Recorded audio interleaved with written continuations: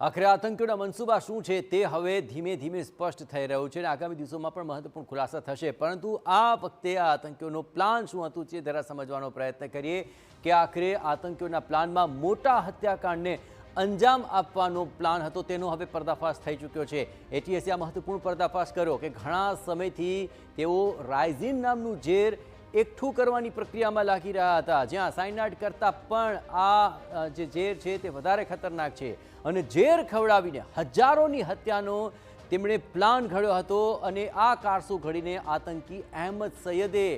હત્યાકાંડનું કાવતરું રચ્યું હતું અને તે તેની ફિરાકમાં હતો કે ક્યારે આ ઘટનાને તે અંજામ આપે।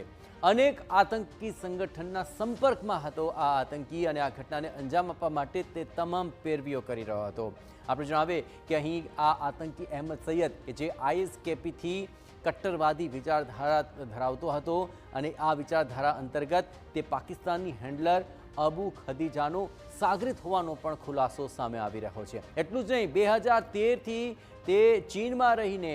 એમબીબીએસનો અભ્યાસ પણ કર્યો હતો, એટલે કે 2008થી 2013 સુધી તેણે એમબીબીએસનો અભ્યાસ કર્યો અને ત્યારબાદ હૈદરાબાદમાં પોતાની માલિકીની એક હોટેલ શરૂ કરી હતી। જરા વિચાર કરો, એમબીબીએસનો અભ્યાસ અને ત્યારબાદ હોટેલ શરૂ કરી હતી, મતલબ કે તેનો ઈરાદો જે હતો તેને પાર પાડવા માટે તેણે એમબીબીએસનો અભ્યાસ કર્યો અને ત્યારબાદ હૈદરાબાદમાં આવીને પોતાની માલિકીની હોટેલ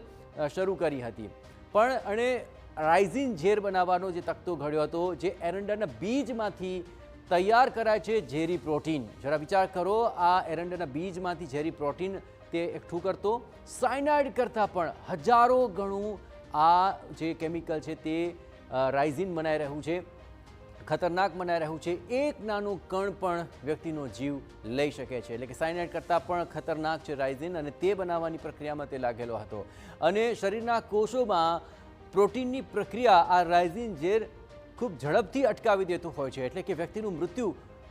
સાયનાઇડ કરતાં પણ રાઇઝિન ઝેરથી ઝડપી થઈ શકે છે અને શરીરના કોષોમાં તે સીધી અસર કરતું હોય છે।